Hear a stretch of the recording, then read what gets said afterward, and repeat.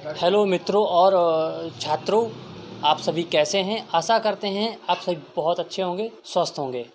आज मैं आपको कुछ जानकारी लेकर आया हूं। आप बने रहिए हमारे साथ में। लगभग 2 मिनट आपसे लूँगा। इन 2 मिनट्स में अगर आप इनको मिस करते हैं तो हो सकता है आप कोई बहुत बड़ी जानकारी मिस कर दें।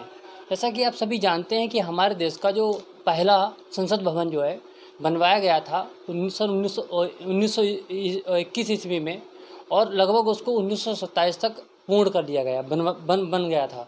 उसके आर्किटेक्ट्स रहे थे हमारे सर एडविन ल्यूटिन्स और सर बेकर जी। तो उसके अलावा अब उस समय जो संसद भवन बनवाया गया था, जिसको हम द टेम्पल ऑफ डेमोक्रेसी भी कहते हैं, तो उस समय जो बनवाया गया था वो उस समय की हालात कुछ ऐसे थे, उस समय की जो मतलब व्यवस्थाएं थी वो सीमित थीं, तो उसके मद्देनज़र रखते हुए वो सही था, उपयुक्त था। लेकिन अब नए की अगर हम बात करते हैं तो नए संसद भवन की आवश्यकता इसलिए लगी क्योंकि कुछ ऐसी सुविधाएं जो पुराने वाले में नहीं दे सकते थे, उसको बार बार रीडेवलप कर रहे थे। तो अब नए की अगर हम बात करते हैं तो नया जो संसद भवन है वो पुराने संसद भवन के पास में ही बनाया गया है।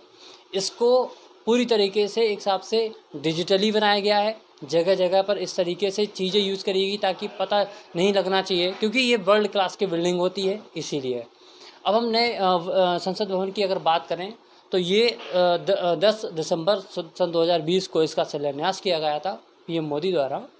अब उसके बाद इनॉग्रेशन का जो टाइम आया है तो सन 2023 जो चल रही है, 28 मई सन 2023 को ही इसका इनॉग्रेशन हमारे प्रधानमंत्री जी करेंगे। तो छोटा सा यहाँ पे व्यू पॉइंट ये है कि हमारे देश के प्रधानमंत्री ही क्यों करेंगे, क्योंकि इनसे तो बड़े राष्ट्रपति जो कि देश का प्रथम नागरिक होता है उनको इनॉग्रेशन करना चाहिए, लेकिन वो नहीं करेंगे। फ़िलहाल उसको छोड़ते हैं, जो भी करे, हमें क्या, हमें थोड़ी नहीं करना है।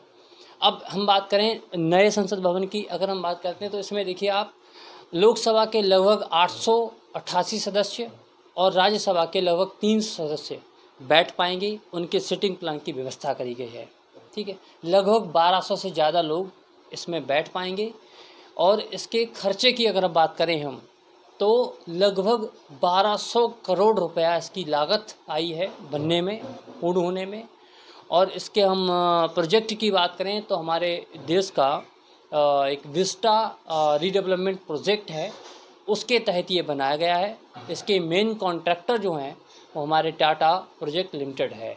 तो ये जानकारी जो है हम आपको लेकर आए थे। उसके अलावा भी बहुत सी चीज़ें हैं जो नए संसद भवन से पूछी जाती हैं, जो आप बाद में समय समय पर हमसे प्राप्त कर पाएंगे।